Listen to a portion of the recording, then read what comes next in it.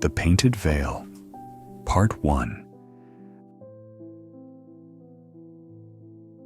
I remember reading this novel while waiting for a connecting flight at Shanghai Airport. I got so immersed in the story that I found myself reading through tears. I believe many of you will share a similar experience, and that's why this is the very first full reading I'm sharing on this channel. If this story moves you too, I'd love to know which part brought tears to your eyes. This audiobook is released as a series of hour-long episodes. If there's a classic you'd love to hear, please leave it in the comments and let me know where you're listening from. I'd truly love to know. Your likes and subscriptions help keep this series going. Now, settle in and let the story begin. She gave a startled cry. "What's the matter?" he asked. Notwithstanding the darkness of the shuttered room, he saw her face on a sudden distraught with terror. Someone just tried the door. Well, perhaps it was the Amma or one of the boys. They never come at this time. They know I always sleep after tiffin. Who else could it be? Walter. She whispered, her lips trembling. She pointed to his shoes. He tried to put them on, but his nervousness, for her alarm was affecting him, made him clumsy, and besides, they were on the tight side. With a faint gasp of impatience, she gave him a shoehorn. She slipped into a kimono and in her bare feet went over to her dressing table. Her hair was shingled, and with a comb she had repaired its disorder before he had laced his second shoe. She handed him his coat. How shall I get out? You'd better wait a bit. I'll look out and see that it's all right. It can't possibly be Walter. He doesn't leave the laboratory till 5. Who is it then? They spoke in whispers now. She was quaking. It occurred to him that in an emergency she would lose her head, and on a sudden he felt angry with her. If it wasn't safe, why the devil had she said it was? She caught her breath and put her hand on his arm. He followed the direction of her glance. They stood facing the windows that led out on the veranda. They were shuttered, and the shutters were bolted. They saw the white china knob of the handle slowly turn. They had heard no one walk along the veranda. It was terrifying to see that silent motion. A minute passed, and there was no sound. Then, with the ghastliness of the supernatural, in the same stealthy, noiseless, and horrifying manner, they saw the white china knob of the handle at the other window turn also. It was so frightening that Kitty, her nerves failing her, opened her mouth to scream. But seeing what she was going to do, he swiftly put his hand over it, and her cry was smothered in his fingers. Silence. She leaned against him, her knees shaking, and he was afraid she would faint. Frowning, his jaw set, he carried her to the bed and sat her down upon it. She was as white as the sheet, and notwithstanding his tan, his cheeks were pale too. He stood by her side, looking with fascinated gaze at the china knob. They did not speak. Then he saw that she was crying. "For God's sake, don't do that," he whispered irritably. "If we're in for it, we're in for it. We shall just have to brazen it out." She looked for her handkerchief, and knowing what she wanted, he gave her back. "Where's your toupee?" Torrent sigh. I left it downstairs. "Oh my God." I say, "You must pull yourself together. It's 100 to 1. It wasn't Walter. Why on earth should he come back at this hour? He never does come home in the middle of the day, does he? Never. I'll bet you anything you like it was the Amma. She gave him the shadow of a smile. His rich, caressing voice reassured her, and she took his hand and affectionately pressed it. He gave her a moment to collect herself. Look here, we can't stay here forever, he said then. Do you feel up to going out on the veranda and having a look? I don't think I can stand. Have you got any brandy in here? She shook her head. A frown for an instant darkened his brow. He was growing impatient. He did not quite know what to do. Suddenly, she clutched his hand more tightly. Suppose he's waiting there. He forced his lips to smile, and his voice retained the gentle, persuasive tone, the effect of which he was so fully conscious of. That's not very likely. Have a little pluck, Kitty. How can it possibly be your husband? If he'd come in and seen a strange topee in the hall, and come upstairs and found your room locked, surely he would have made some sort of row. It must have been one of the servants. Only a Chinese would turn a handle in that way. She did feel more herself now. It's not very pleasant, even if it was only the Amma. She can be squared, and if necessary, I'll put the fear of God into her. There are not many advantages in being a government official, but you may as well get what you can out of it. He must be right. She stood up, and turning to him, stretched out her arms. He took her in his and kissed her on the lips. It was such rapture that it was pain. She adored him. He released her, and she went to the window. She slid back the bolt, and opening the shutter a little, looked out. There was not a soul. She slipped onto the veranda, looked into her husband's dressing room, and then into her own sitting room. Both were empty. She went back to the bedroom and beckoned to him. Nobody. I believe the whole thing was an optical delusion. Don't laugh. I was terrified. Go into my sitting room and sit down. I'll put on my stockings and some shoes. Eh. He did as she bade, and in 5 minutes she joined him. He was smoking a cigarette. I say, could I have a brandy and soda? Yes, I'll ring. I don't think it would hurt you by the look of things. They waited in silence for the boy to answer. She gave the order.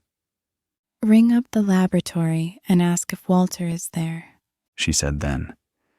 They won't know your voice. He took up the receiver and asked for the number. He inquired whether Dr. Fane was in. He put down the receiver. He hasn't been in since tiffin, he told her.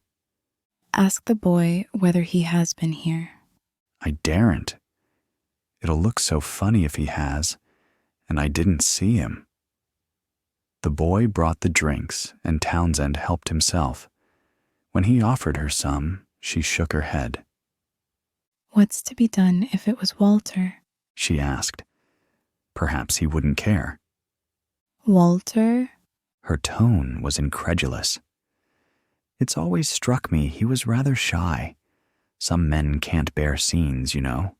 He's got sense enough to know that there's nothing to be gained by making a scandal. I don't believe for a minute it was Walter. But even if it was my impression, is that he'll do nothing. I think he'll ignore it. She reflected for a moment. He's awfully in love with me. Well, that's all to the good. You'll get round him. He gave her that charming smile of his, which she had always found so irresistible. It was a slow smile which started in his clear blue eyes and traveled by perceptible degrees to his shapely mouth. He had small, white even teeth. It was a very sensual smile, and it made her heart melt in her body. I don't very much care, she said with a flash of gaiety. It was worth it. It was my fault. Why did you come? I was amazed to see you. I couldn't resist it. You dear. She leaned a little towards him, her dark and shining eyes gazing passionately into his, her mouth a little open with desire, and he put his arms round her. She abandoned herself with a sigh of ecstasy to their shelter. You know you can always count on me, he said. I'm so happy with you. I wish I could make you as happy as you make me. You're not frightened anymore? I hate Walter, she answered. He did not quite know what to say to this, so he kissed her. Her face was very soft against his, but he took her wrist on which was a little gold watch and looked at the time. Do you know what I must do now? Bolt? She smiled. He nodded. For one instant, she clung to him more closely, but she felt his desire to go, and she released him. It's shameful, the way you neglect your work. Be off with you. He could never resist the temptation to flirt. You seem in a devil of a hurry to get rid of me, he said lightly. You know that I hate to let you go. Her answer was low and deep and serious. He gave a flattered laugh. Don't worry your pretty little head about our mysterious visitor. I'm quite sure it was the Amma. And if there's any trouble, I guarantee to get you out of it. Have you had a lot of experience? His smile was amused and complacent. No, but I flatter myself that I've got a head screwed on my shoulders. She went out onto the veranda and watched him leave the house. He waved his hand to her. It gave her a little thrill as she looked at him. He was 41, but he had the lithe figure and the springing step of a boy. The veranda was in shadow, and lazily, her heart at ease with satisfied love, she lingered. Their house stood in the pleasant vale on the side of the hill, for they could not afford to live on the more eligible but expensive mount. But her abstracted gaze scarcely noticed the blue sea and the crowded shipping in the harbor. She could think only of her lover. Of course, it was stupid to behave as they had done that afternoon, but if he wanted her, how could she be prudent? He had come 2 or 3 times after tiffin, when in the heat of the day, no one thought of stirring out, and not even the boys had seen him come and go. It was very difficult at Qingyan. She hated the Chinese city, and it made her nervous to go into the filthy little house off the Victoria Road in which they were in the habit of meeting. It was a curio dealer's, and the Chinese who were sitting about stared at her unpleasantly. She hated the ingratiating smile of the old man who took her to the back of the shop and then up a dark flight of stairs. The room into which he led her was frowsy, and the large wooden bed against the wall made her shudder. This is dreadfully sordid, isn't it? She said to Charlie the first time she met him there. It was till you came in, he answered. Of course, the moment he took her in his arms, she forgot everything. Oh, how hateful it was that she wasn't free, that they both weren't free. She didn't like his wife. Kitty's wandering thoughts dwelt now for a moment on Dorothy Townsend. How unfortunate to be called Dorothy. It dated you. She was at least 38, but Charlie never spoke of her. Of course he didn't care for her. She bored him to death. But he was a gentleman. Kitty smiled with affectionate irony. It was just like him, silly old thing. He might be unfaithful to her, but he would never allow a word in disparagement of her to cross his lips. She was a tallish woman, taller than Kitty, neither stout nor thin, with a good deal of pale brown hair. She could never have been pretty with anything but the prettiness of youth. Her features were good enough without being remarkable, and her blue eyes were cold. She had a skin that you would never look at twice, and no color in her cheeks, and she dressed like what she was, the wife of the assistant colonial secretary at Qingyan.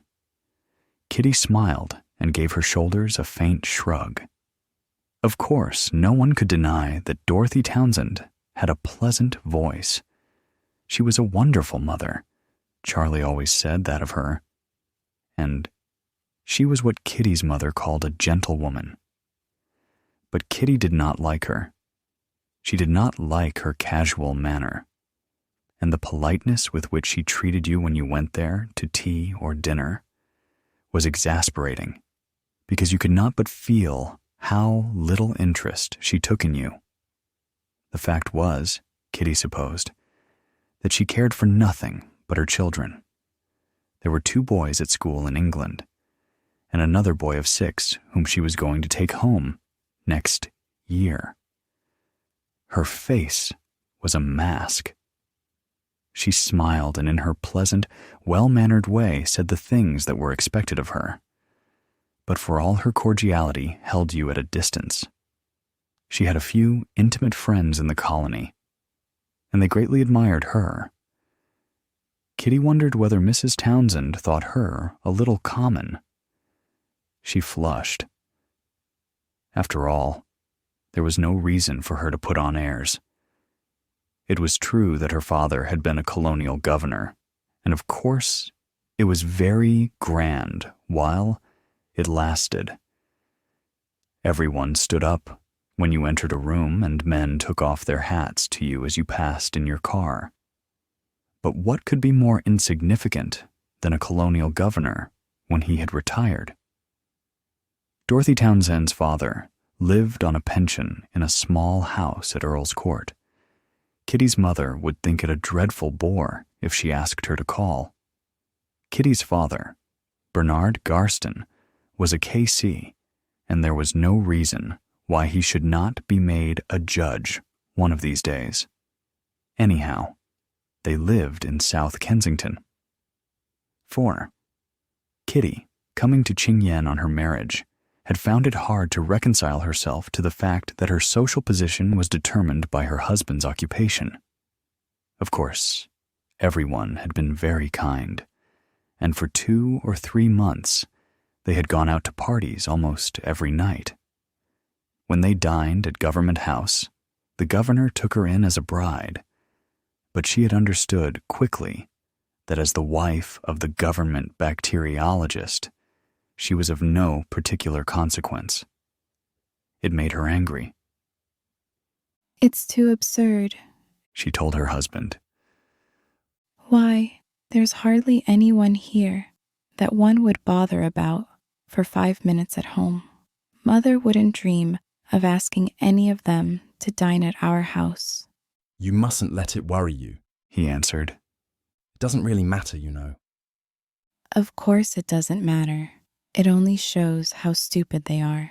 But it is rather funny when you think of all the people who used to come to our house at home, that here we should be treated like dirt.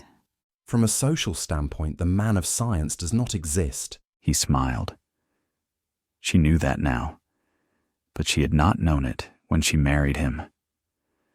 I don't know that it exactly amuses me to be taken in to dinner by the agent of the P&O, she said, laughing in order that what she said might not seem snobbish. Perhaps he saw the reproach behind her lightness of manner, for he took her hand and shyly pressed it. I'm awfully sorry, Kitty dear, but don't let it vex you. Oh, I'm not going to let it do that. Me. It couldn't have been Walter that afternoon. It must have been one of the servants, and after all, they didn't matter. Chinese servants knew everything anyway, but they held their tongues. Her heart beat a little faster as she remembered the way in which that white china knob slowly turned. They mustn't take risks. Like that again. It was better to go to the curio shop. No one who saw her go in would think anything of it, and they were absolutely safe there. The owner of the shop knew who Charlie was, and he was not such a fool as to put up the back of the assistant colonial secretary. What did anything matter, really, but that Charlie loved her? She turned away from the veranda and went back into her sitting room. She threw herself down on the sofa and stretched out her hand to get a cigarette. Her eye caught sight of a note lying on the top of a book. She opened it. It was written in pencil. Dear Kitty, here is the book you wanted. I was just going to send it when I met Dr. Fain, and he said he'd bring it round himself as he was passing the house. VH. She rang the bell, and when the boy came, asked him who had brought the book, and when. Master, bring it, missy, after tiffin, he answered. Then it had been Walter. She rang up the colonial secretary's office at once and asked for Charlie. She told him what she had just learned. There was a pause before he answered. What shall I do? She asked. I'm in the middle of an important consultation. I'm afraid I can't talk to you now. My advice to you is to sit tight. She put down the receiver. She understood that he was not alone, and she was impatient with his business. She sat down again at a desk, and resting her face in her hands, sought to think out the situation. Of course, Walter might merely have thought she was sleeping. There was no reason why she should not lock herself in. She tried to remember if they had been talking. Certainly, they had not been talking loud. And there was the hat. It was maddening of Charlie to have left it downstairs, but it was no use blaming him for that. It was natural enough, and there was nothing to tell that Walter had noticed it. He was probably in a hurry, and had just left the book and the note on his way to some appointment connected with his work. The strange thing was that he should have tried the door and then the two windows. If he thought she was asleep, it was unlike him to disturb her. What a fool she had been. She shook herself a little, and again she felt that sweet pain in her heart which she always felt when she thought of Charlie. It had been worth it.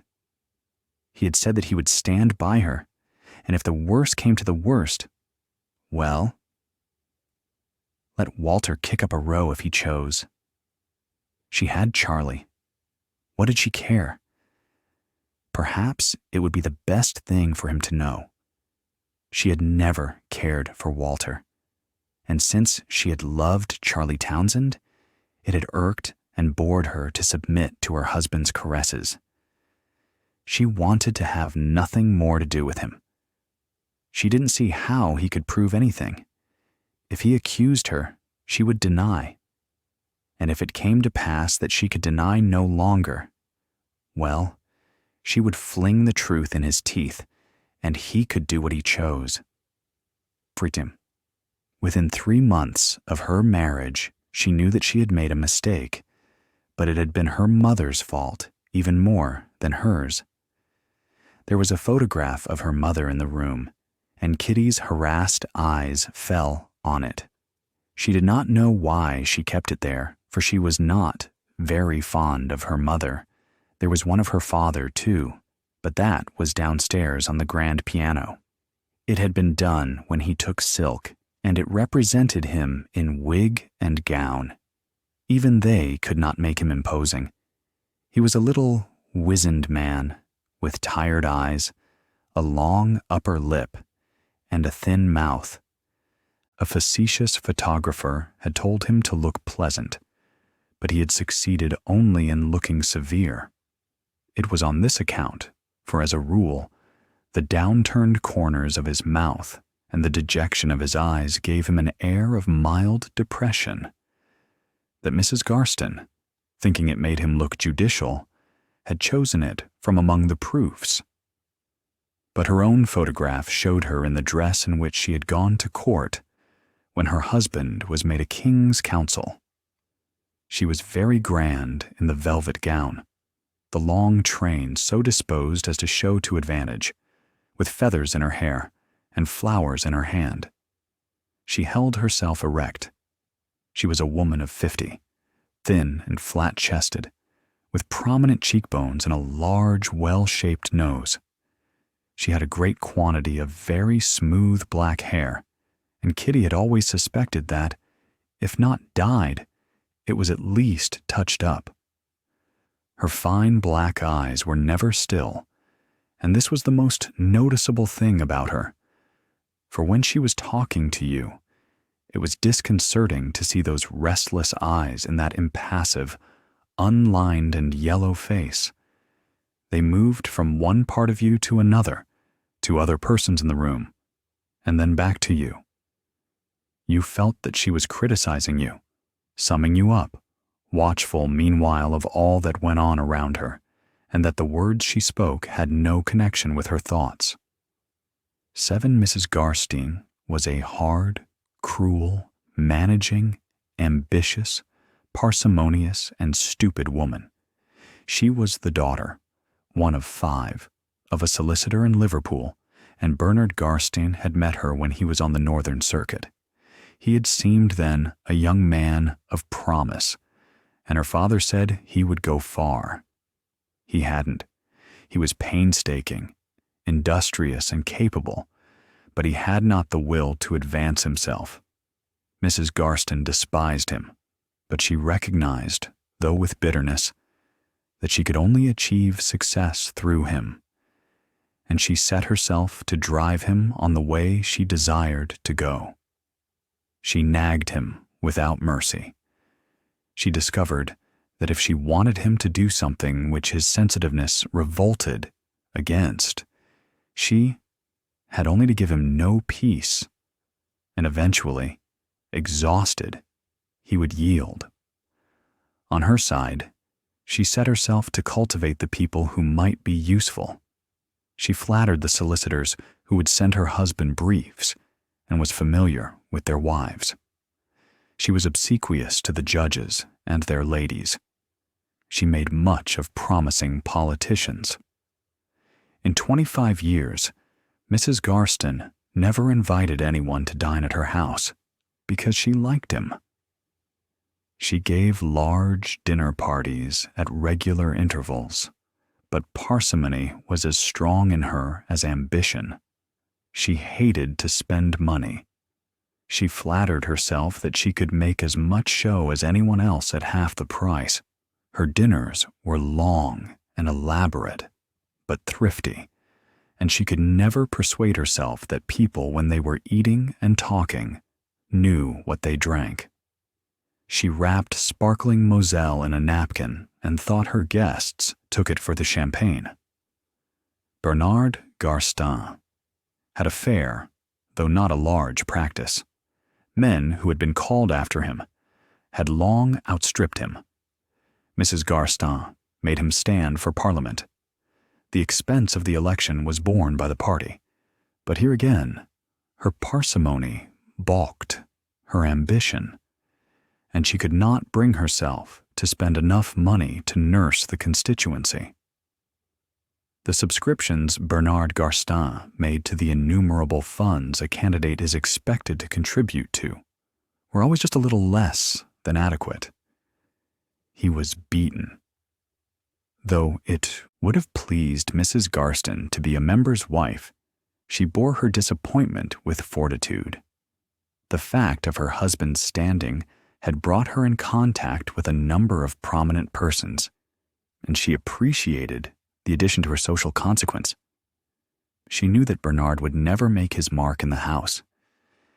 She wanted him to be a member, only that he might have a claim on the gratitude of his party, and surely to fight 2 or 3 losing seats would give him that. But he was still a junior and many younger men than he had already taken silk.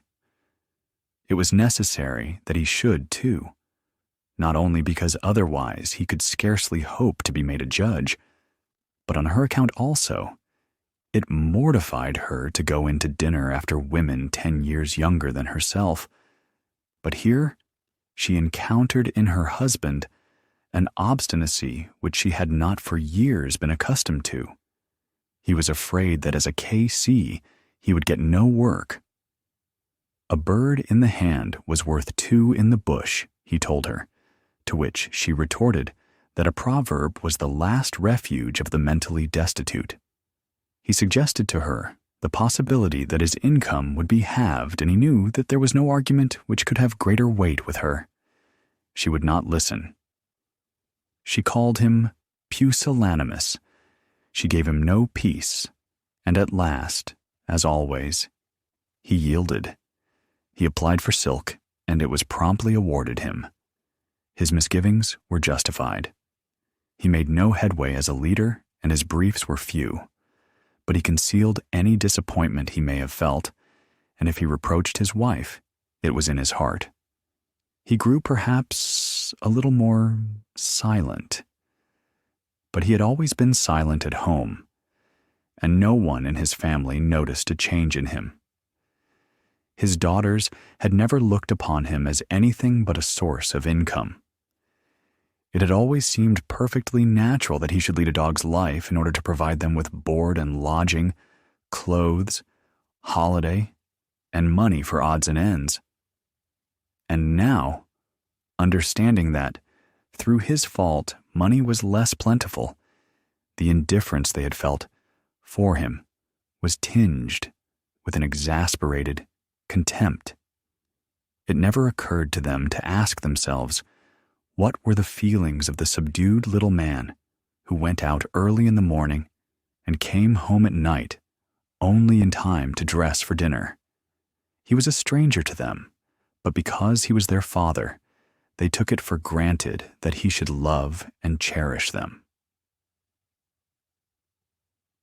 But there was a quality of courage in Mrs. Garstin which in itself was admirable. She let no one in her immediate circle, which to her was the world, see how mortified she was by the frustration of her hopes. She made no change in her style of living. By careful management, she was able to give as showy dinners as she had done before, and she met her friends with the same bright gaiety which she had so long cultivated. She had a hard and facile fund of chit-chat, which in the society she moved in passed for conversation. She was a useful guest among persons to whom small talk did not come easily, for she was never at a loss with a new topic, and could be trusted immediately to break an awkward silence with a suitable observation. It was unlikely now that Bernard Garstin would ever be made a judge of the High Court, but he might still hope for a county court judgeship, or at the worst, an appointment in the colonies. Meanwhile, she had the satisfaction of seeing him appointed Recorder of a Welsh town. But it was on her daughters that she set her hopes. By arranging good marriages for them, she expected to make up for all the disappointments of her career. There were 2, Kitty and Doris. Doris gave no sign of good looks. Her nose was too long and her figure was lumpy, so that Mrs. Garstin could hope no more for her than that she should marry a young man who was well off and in a suitable profession. But Kitty was a beauty. She gave promise of being so when she was still a child, for she had large, dark eyes, liquid and vivacious, brown, curling hair, in which there was a reddish tint, exquisite teeth, and a lovely skin. Her features would never be very good, for her chin was too square, and her nose, though not so long as Doris's, too big. Her beauty depended a good deal on her youth, and Mrs. Garstin realized that she must marry in the first flush of her maidenhood. When she came out, she was dazzling, Her skin was still her greatest beauty, but her eyes, with their long lashes, were so starry and yet so melting that it gave you a catch at the heart to look into them. She had a charming gaiety and the desire to please. Mrs. Garstin bestowed upon her all the affection, a harsh, competent, calculating affection, of which she was capable. She dreamed ambitious dreams. It was not a good marriage she aimed at for her daughter, but a brilliant one. Kitty had been brought up with the knowledge that she was going to be a beautiful woman, and she more than suspected her mother's ambition. It accorded with her own desires. She was launched upon the world, and Mrs. Garstin performed prodigies in getting herself invited to dances where her daughter might meet eligible men. Kitty was a success. She was amusing as well as beautiful, and very soon she had a dozen men in love with her, but none was suitable, and Kitty, charming and friendly with all, took care to commit herself with none. The drawing room in South Kensington was filled on Sunday afternoons with amorous youth, but Mrs. Garstin observed, with a grim smile of approval, that it needed no effort on her part to keep them at a distance from Kitty. Kitty was prepared to flirt with them, and it diverted her to play one off against the other. But when they proposed to her, as none failed to do, she refused them with tact, but decision. Her first season passed without the perfect suitor presenting himself, and the second also, but she was young and could afford to wait. Mrs. Garstin told her friends that she thought it a pity for a girl to marry till she was 21. But a third year passed, and then a fourth. 2 or 3 of her old admirers proposed again, but they were still penniless. 1 or 2 boys younger than herself proposed. A retired Indian civilian, a KCIE, did the same. He was 53. Kitty still danced a great deal. She went to Wimbledon and Lord's, to Ascot and Henley. She was thoroughly enjoying herself, but still no one whose position and income were satisfactory asked her to marry him. Mrs. Garstin began to grow uneasy. She noticed that Kitty was beginning to attract men of 40 and over. She reminded her that she would not be any longer so pretty in a year or 2, and that young girls were coming out all the time. Mrs. Garstin did not mince her words in the domestic circle, and she warned her daughter tartly that she would miss her market. Kitty shrugged her shoulders. She thought herself as pretty as ever, prettier perhaps. She had learned how to dress in the last 4 years, and she had plenty of time. If she wanted to marry just to be married, there were a dozen boys who would jump at the chance. Surely the right man would come along sooner or later. But Mrs. Garstin judged the situation more shrewdly. With anger in her heart for the beautiful daughter who had missed her chances, she set her standard a little lower. She turned back to the professional class at which she had sneered in her pride, and looked about for a young lawyer or a businessman whose future inspired her with confidence. Kitty reached the age of 25 and was still unmarried. Mrs. Garstin was exasperated, and she did not hesitate often to give Kitty a piece of her very unpleasant mind. She asked her how much longer she expected her father to support her. He had spent sums he could ill afford in order to give her a chance, and she had not taken it.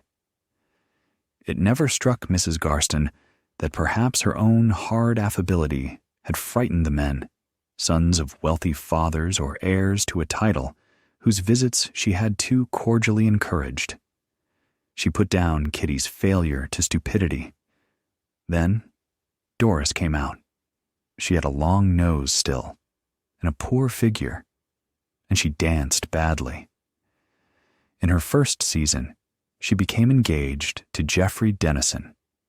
He was the only son of a prosperous surgeon who had been given a baronetcy during the war. Geoffrey would inherit a title. It is not very grand to be a medical baronet, but a title, thank God, is still a title, and a very comfortable fortune. Kitty, in a panic, married Walter Fane. She had known him but a little while and had never taken much notice of him. She had no idea when or where they had first met. Till after their engagement, he told her that it was at a dance to which some friends had brought him. She certainly paid no attention to him then, and if she danced with him, it was because she was good-natured and was glad to dance with anyone who asked her. She didn't know him from Adam, when a day or two later, at another dance, he came up and spoke to her. Then she remarked that he was at every dance she went to. You know, I've danced with you at least a dozen times now, and you must tell me your name, she said to him at last in her laughing way. He was obviously taken aback. Do you mean to say you don't know it? I was introduced to you. Oh, but people always mumble. I shouldn't be at all surprised if you hadn't the ghost of an idea what mine was. He smiled at her. His face was grace and a trifle stern, but his smile was very sweet. Of course I know it. He was silent for a moment or two. Have you no curiosity? He asked then. As much as most women. It didn't occur to you to ask somebody or other what my name was. She was faintly amused. She wondered why he thought it could in the least interest her. But she liked to please, so she looked at him with that dazzling smile of hers, and her beautiful eyes, dewy ponds under forest trees, held an enchanting kindness. Well, what is it? Walter Fane. She did not know why he came to dances. He did not dance very well, and he seemed to know few people. She had a passing thought that he was in love with her, but she dismissed it with a shrug of the shoulders. She had known girls who thought every man they met was in love with them, and had always found them absurd. But she gave Walter Fane just a little more of her attention. He certainly did not behave like any of the other youths who had been in love with her. Most of them told her so frankly, and wanted to kiss her. A good many did, but Walter Fane never talked of her, and very little of himself. He was rather silent. She did not mind that because she had plenty to say, and it pleased her to see him laugh when she made a facetious remark. But when he talked, it was not stupidly. He was evidently shy. It appeared that he lived in the East and was home on leave. One Sunday afternoon, he appeared at their house in South Kensington. There were a dozen people there, and he sat for some time, somewhat ill at ease, and then went away. Her mother asked her later who he was. "I haven't a notion. Did you ask him to come here?" "Yes, I met him at the Bacteriologist. He said he'd seen you at various dances. I said I was always at home on Sundays. His name is Fane, and he's got some sort of job in the East." "Yes, he's a doctor." "Is he in love with you?" "Upon my word, I don't know."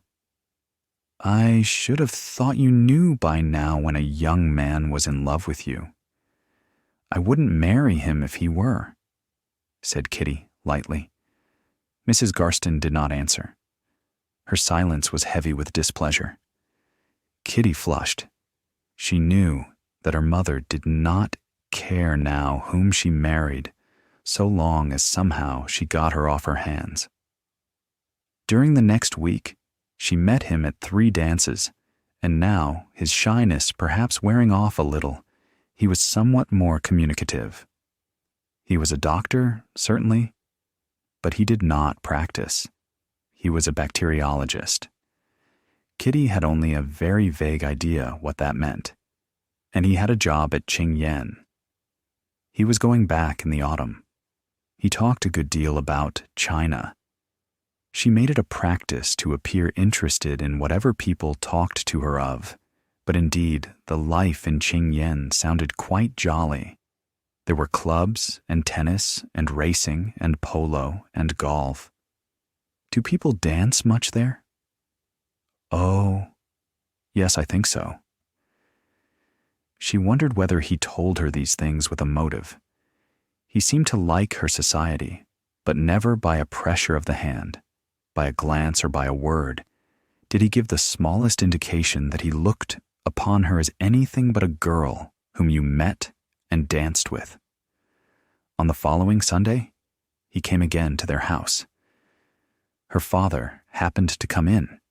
It was raining, and he had not been able to play golf, and he and Walter Fane had a long chat.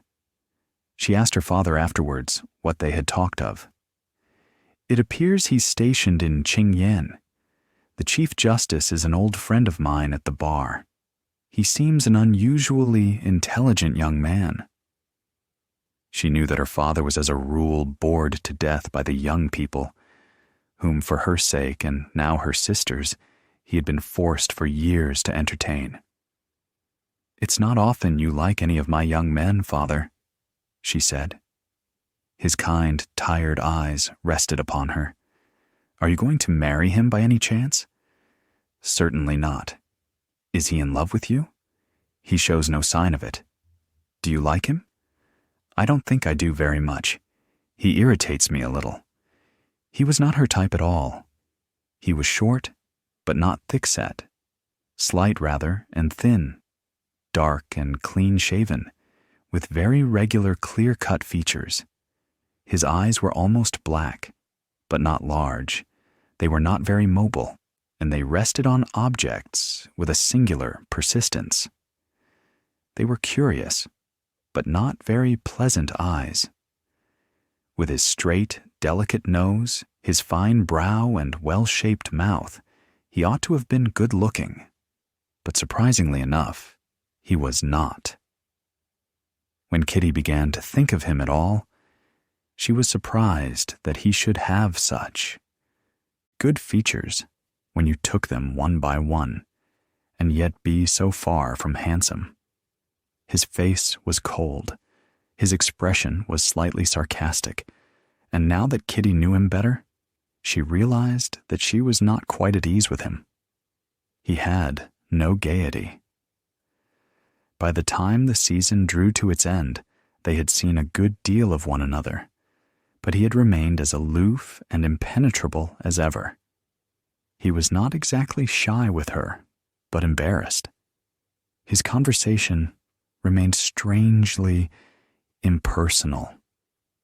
Kitty came to the conclusion that he was not in the least in love with her. He liked her and found her easy to talk to, but when he returned to Qingyan in November, he would not think of her again.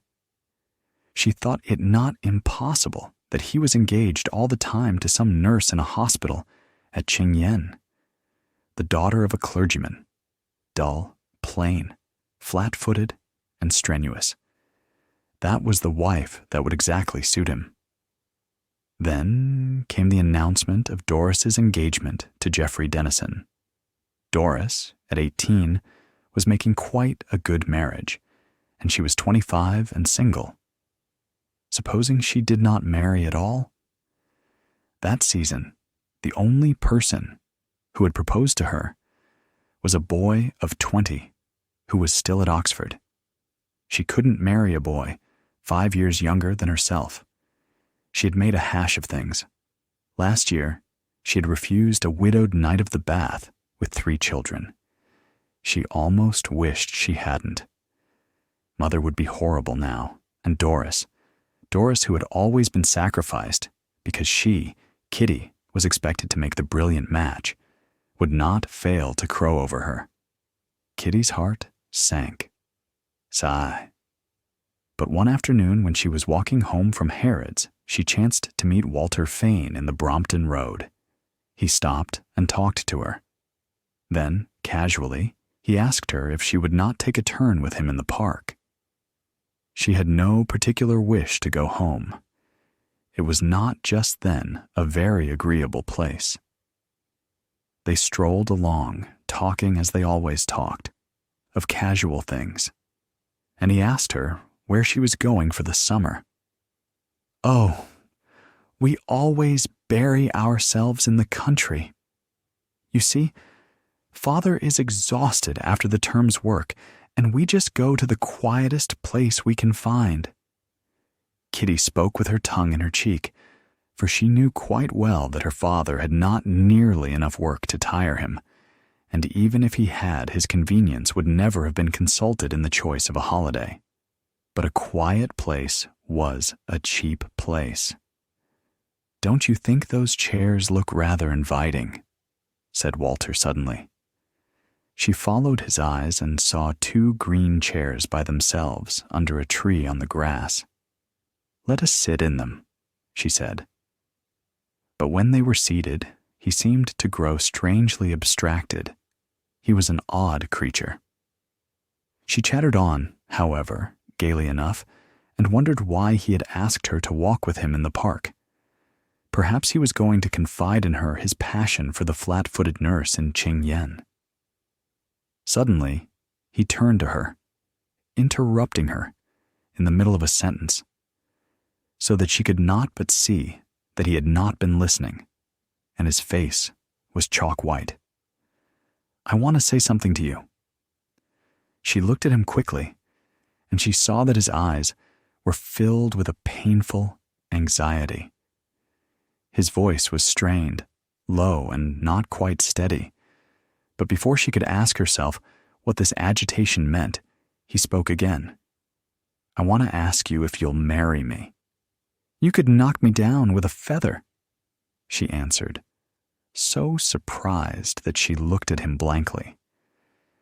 "Didn't you know I was awfully in love with you? You never showed it. I'm very awkward and clumsy. I always find it more difficult to say the things I mean than the things I don't." Her heart began to beat a little more quickly. She had been proposed to often before, but gaily or sentimentally, and she had answered in the same fashion. No one had ever asked her to marry him in a manner which was so abrupt and yet strangely tragic. "It's very kind of you," she said doubtfully. "I fell in love with you the first time I saw you. I wanted to ask you before, but I could never bring myself to it." "I'm not sure if that's very well put." She chuckled. She was glad to have an opportunity to laugh a little, for on that fine, sunny day, the air about them seemed on a sudden heavy with foreboding. He frowned darkly. "Oh, you know what I mean. I didn't want to lose hope, but now you're going away, and in the autumn, I have to go back to China."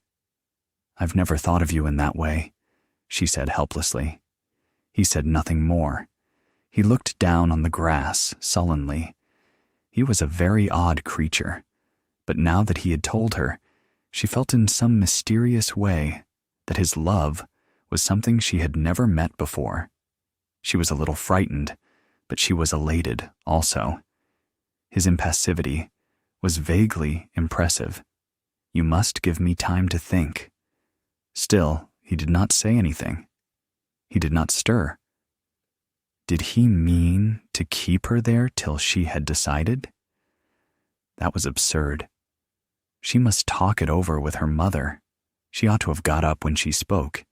She had waited thinking he would answer, and now she did not know why. She found it difficult to make a movement. She did not look at him, but she was conscious of his appearance. She had never seen herself marrying a man so little taller than herself. When you sat close to him, you saw how good his features were, and how cold his face. It was strange when you couldn't help being conscious of the devastating passion which was in his heart. "I don't know you. I don't know you at all," she said tremulously. He gave her a look, and she felt her eyes drawn to his. They had a tenderness which she had never seen in them before, but there was something beseeching in them, like a dog's that has been whipped, which slightly exasperated her. "I think I improve on acquaintance," he said. "Of course you're shy, aren't you?" It was certainly the oddest proposal she had ever had, and even now it seemed to her that they were saying to one another the last things you would have expected on such an occasion. She was not in the least in love with him. She did not know why she hesitated to refuse him at once. "I'm awfully stupid," he said. "I want to tell you that I love you more than anything in the world, but I find it so awfully difficult to say." Now that was odd too, for inexplicably enough it touched her. He wasn't really cold, of course. It was his manner that was unfortunate. She liked him at that moment better than she'd ever liked him before. Doris was to be married in November. He would be on his way to China then, and if she married him, she would be with him. It wouldn't be very nice to be a bridesmaid at Doris's wedding. She would be glad to escape that. And then Doris as a married woman and herself still single. Everyone knew how young Doris was, and it would make her seem older. It would put her on the shelf. It wouldn't be a very good marriage for her. But it was a marriage, and the fact that she would live in. China made it easier. She was afraid of her mother's bitter tongue. Why, all the girls who had come out with her were married long ago, and most of them had children. She was tired of going to see them and gushing over their babies. Walter Fane offered her a new life. She turned to him with a smile which she well knew the effect of. "If I were so rash as to say I'd marry you, when would you want to marry me?" He gave a sudden gasp of delight, and his white cheeks flushed. "Now, at once, as soon as possible. We'd go to Italy for our honeymoon, August and September. That would save her from spending the summer in a country vicarage, hired at 5 guineas a week, with her father and mother."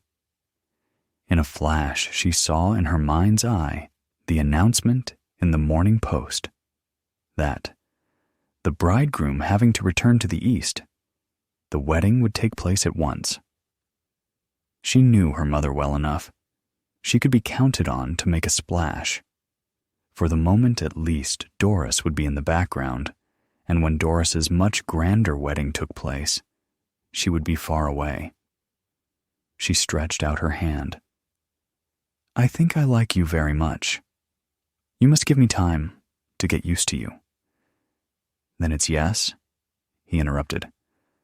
"I suppose so." She knew him very little then, and now, though they had been married for nearly 2 years, she knew him but little more. At first she had been touched by his kindness and flattered, though surprised by his passion. He was extremely considerate. He was very attentive to her comfort. She never expressed the slightest wish without his hastening to gratify it. He was constantly giving her little presents. When she happened to feel ill, no one could have been kinder or more thoughtful. She seemed to do him a favor when she gave him the opportunity of doing something tiresome for her. And he was always exceedingly polite. He rose to his feet when she entered a room. He gave her his hand to help her out of a car. If he chanced to meet her in the street, he took off his hat. He was solicitous to open the door for her. When she left a room, he never came into her bedroom or her boudoir without a knock. He treated her not as Kitty had seen most men treat their wives, but as though she were a fellow guest in a country house. It was, pleasing and yet a trifle comic. She would have felt more at home with him if he had been more casual. Nor did their conjugal relations draw her closer to him. He was passionate then, fierce, oddly hysterical too, and sentimental. It disconcerted her to realize how emotional he really was. His self-control was due to shyness or to long training. She did not know which. It seemed to her faintly contemptible that when she lay in his arms, desire appeased.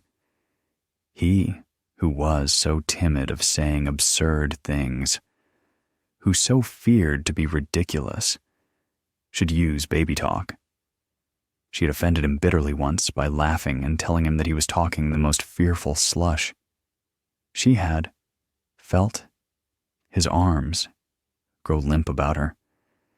He remained quite silent for a little while, and then without a word, released her and went into his own room.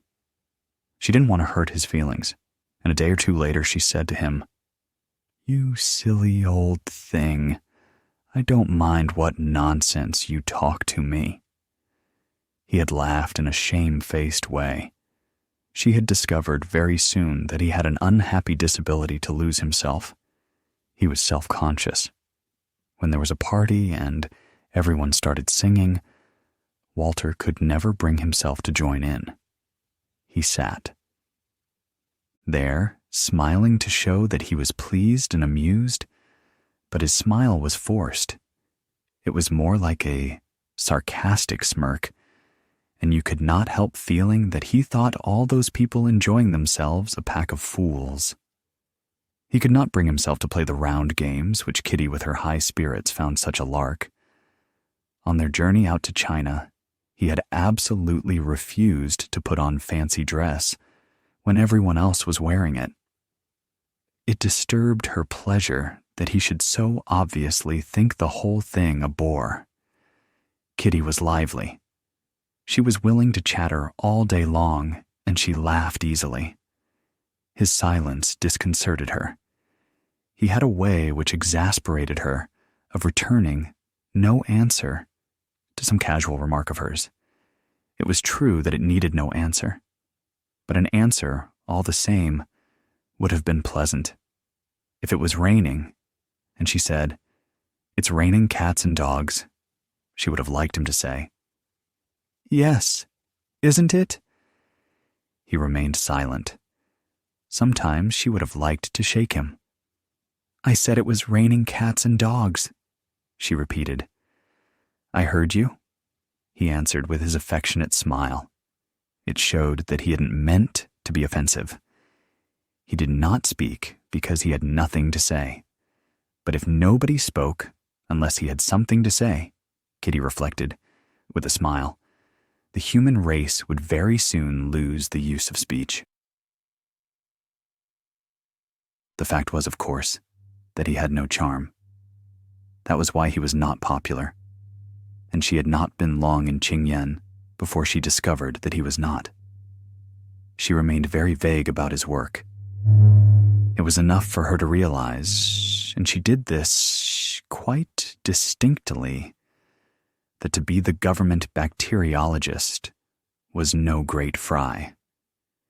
He seemed to have no desire to discuss that part of his life with her, because she was willing to be interested in anything at first she'd asked him about it. He put her off with a jest. "It's very dull and technical," he said on another occasion, "and it's grossly underpaid." He was very reserved. All she knew about his antecedents, his birth, his education, and his life before he met her, she had elicited by direct questioning. It was odd. The only thing that seemed to annoy him was a question, and when, in her natural curiosity, she fired a string of them at him, his answers became, at every one, more abrupt. She had the wit to see that he did not care to reply because he had anything to hide from her, but merely from a natural secretiveness. It bored him to talk about himself. It made him shy and uncomfortable. He did not know how to be open. He was fond of reading, but he read books which seemed to Kitty very dull. If he was not busy with some scientific treatise, he would read books about China or historical works. He never relaxed. She didn't think he could. He was fond of games. He played tennis and bridge. She wondered why he had ever fallen in love with her. She could not imagine anyone less suited than herself to this restrained, cold, and self-possessed man. And yet it was quite certain that he loved her madly. He would do anything in the world to please her. He was like wax in her hands. When she thought of one side he showed her, a side which only she had seen, she a little despised him. She wondered whether his sarcastic manner, with its contemptuous tolerance for so many persons and things she admired, was merely a facade to conceal a profound weakness. She supposed he was clever. Everyone seemed to think he was, but except very occasionally, when he was with 2 or 3 people he liked and was in the mood, she had never found him entertaining. He did not precisely bore her. He left her indifferent. Though Kitty had met his wife at various tea parties, she had been some weeks in Qingyan before she saw Charles Townsend. She was introduced to him only when, with her husband, she went to dine at his house. Kitty was on the defensive. Charles Townsend was assistant colonial secretary, and she had no mind to allow him to use her with the condescension which, notwithstanding her good manners, she discerned in Mrs. Townsend. The room in which they were received was spacious. It was furnished as was every other drawing room she had been in at Qingyan, in a comfortable and homely style. It was a large party. They were the last to come, and as they entered, Chinese servants in uniform were handing round cocktails and olives. Mrs. Townsend greeted them in her casual fashion, and looking at a list, told Walter whom he was to take in to dinner. Kitty saw a tall and very handsome man bear down on them. "This is my husband. I am to have the privilege of sitting next to you," he said. She immediately felt at ease, and the sense of hostility vanished from her bosom. Though his eyes were smiling, she had seen in them a quick look of surprise. She understood it perfectly, and it made her inclined to laugh. "I shan't be able to eat any dinner," he said, "and if I know Dorothy, the dinner's damned good." "Why not?" "I ought to have been told. Someone really ought to have warned me." "What about?" "No one said a word. How was I to know that I was going to meet a raging beauty? Now what am I to say to that? Nothing. Leave me to do the talking, and I'll say it over and over again." Kitty, unmoved, wondered what exactly his wife had told him about her. He must have asked, and Townsend, looking down on her with his laughing eyes, suddenly remembered. "What is she like?" he had inquired when his wife told him she had met Dr. Fane's bride. "Oh, quite a nice little thing. Actressy." "Was she on the stage?" "Oh, no, I don't think so. Her father's a doctor or a lawyer or something. I suppose we shall have to ask them to dinner." "There's no hurry, is there?" When they were sitting side by side at table, he told her that he had known Walter Fane ever since he came to the colony. "We play bridge together. He's far and away the best bridge player at the club." She told Walter on the way home. "That's not saying very much, you know." "How does he play?" "Not badly. He plays a winning hand very well, but when he has bad cards, he goes all to pieces." "Does he play as well as you?" "I have no illusions about my play. I should describe myself as a very good player in the second class. Townsend thinks he's in the first. He isn't. Don't you like him? I neither like him nor dislike him. I believe he's not bad at his job, and everyone says he's a good sportsman. He doesn't very much interest me. It was not the first time that Walter's moderation had exasperated her. She asked herself why it was necessary to be so prudent. You either liked people or you didn't. She had liked Charles Townsend very much, and she had not expected to. He was probably the most popular man in the colony. It was supposed that the colonial secretary would retire soon, and everyone hoped that Townsend would succeed him. He played tennis and polo and golf. He kept racing ponies. He was always ready to do anyone a good turn. He never let red tape interfere with him. He put on no airs. Kitty did not know why she had resented hearing him so well spoken of.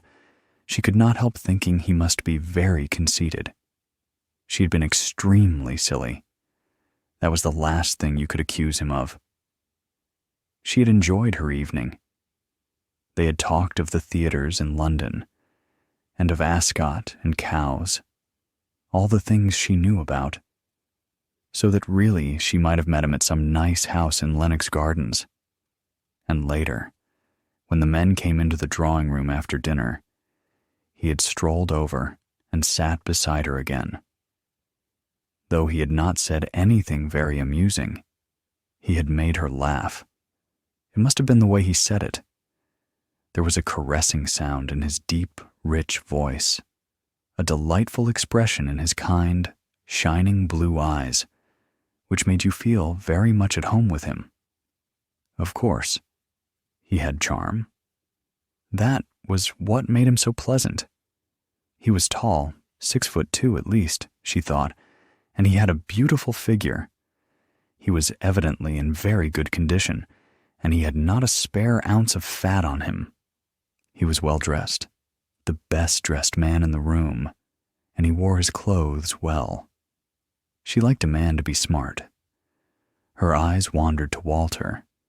He really should try to be a little better turned out. She noticed Townsend's cufflinks and waistcoat buttons. She'd seen similar ones at Cartier's. Of course, the Townsends had private means. His face was deeply sunburned, but the sun had not taken the healthy color from his cheeks. She liked the little trim curly mustache, which did not conceal his full red lips. He had black hair, short and brushed, very sleek. But of course, his eyes, under thick, bushy eyebrows, were his best feature. They were so very blue, and they had a laughing tenderness which persuaded you of the sweetness of his disposition. No man who had those blue eyes could bear to hurt anyone. She could not but know that she had made an impression on him. If he had not said charming things to her, his eyes, warm with admiration, would have betrayed him. His ease was delightful. He had no self-consciousness. Kitty was at home in these circumstances, and she admired the way in which, amid the banter which was the staple of their conversation, he insinuated every now and then a pretty, flattering speech. When she shook hands with him on leaving, he gave her hand a pressure that she could not mistake. "I hope we shall see you again soon," he said casually, but his eyes gave his words a meaning which she could not fail to see. "Ching Yen is very small, isn't it?" she said. Foner. Who would have thought then that within 3 months they would be on such terms? He had told her since that he was crazy about her on that first evening.